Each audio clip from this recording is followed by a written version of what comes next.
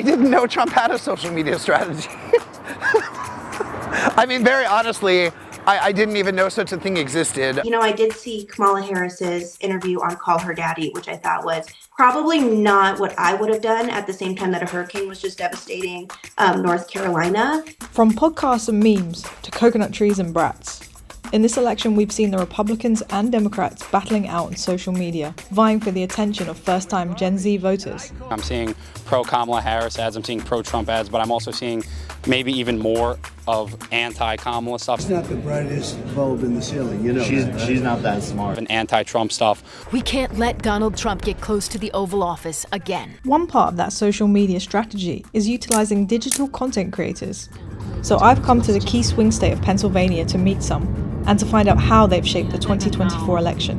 This is some of the stuff that I saw in Chicago at the DNC during the Hotties for Harris party. How awesome is this stuff? This is Corey Aversa, a Philadelphia-based digital content creator who's been working hard to get Kamala Harris elected. Oh wait, let's see Bridget's shirt. Hotties for Harris! Obviously, I'm a hottie and I like Harris. I joined him at a Swifties for Kamala tailgate event as he went live to his Instagram followers. I definitely think creators are making a difference. The creators are actually creating interest in media stories. When I interviewed AOC at the convention, it hit a few 100,000 people on my channels, but I woke up the next day and it had reached 7 million people around the world on, unfortunately, a lot of MAGA channels. But that video single-handedly inspired probably hundreds of people that I personally know across the country to tune into a convention of a major political party for the first time. And that leads us to today, where I've been helping through my content, people sign up to vote, correcting misinformation about voting. Yeah, both campaigns are on all of the social platforms, but you do see them. The reason they're using influencers more is that people trust them more. They don't trust the news media. They don't necessarily trust what's coming from the candidates more. So they need those third-party validators. This is sort of one of the first ones where these influencers are having as big of an impact on the election than they've ever had before. Back on the road, I drove to a Donald Trump rally in Lidditz and caught up with Haley Kutcher McAnally, a Donald Trump supporter and events coordinator from Nebraska. Haley told me that she used to be registered as a Democrat, but switched her vote to Republican because of Donald Trump. I'm doing well. It's the last few days of the election, or the election cycle, so I'm excited for it to be over so I can take a nap. Would you describe yourself as like a digital content creator? You know, my friends would. I always say I just like sharing things. I actually originally went to school for fashion merchandising and fashion design, so I just love sharing my outfits, and somehow that turned into politics somehow. And what is it about Donald Trump that you like? I think actually as a former Democrat, what Donald Trump stands for is a lot of freedom.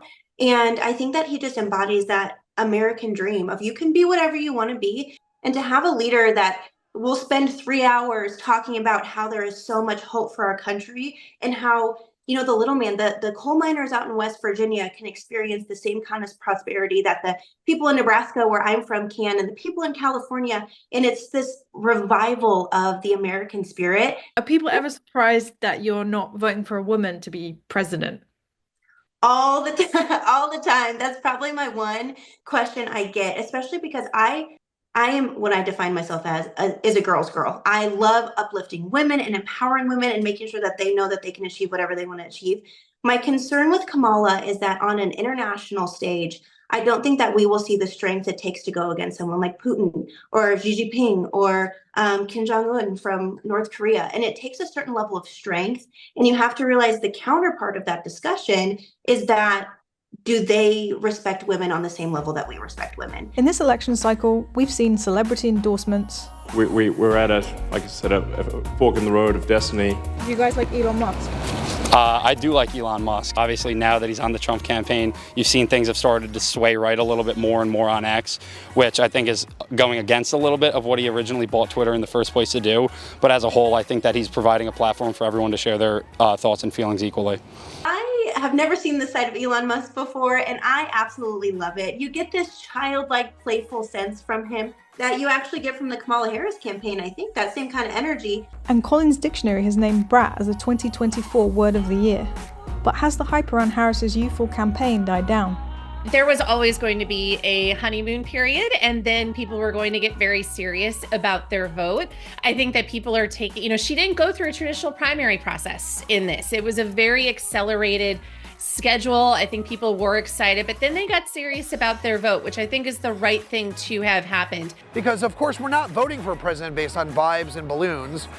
Of course we want that hope and that fun and that relatability, but at the end of the day, the policies have to come out, and then we all have to decide, do we agree with them or do we not agree with them? Or do we agree with them enough where we want to vote for her, or sit at home, or vote for him, or vote for a third party? I do appreciate that Kamala Harris has more positive ads out there, because I think that was something we had a problem with in 2016, was when things got bad in Pennsylvania, it was just negative, negative, negative. Right now, we're seeing much more of a balance of positive and negative, and I think that's what we need to get us through the finish line, so. Let's get a vertical. Yeah.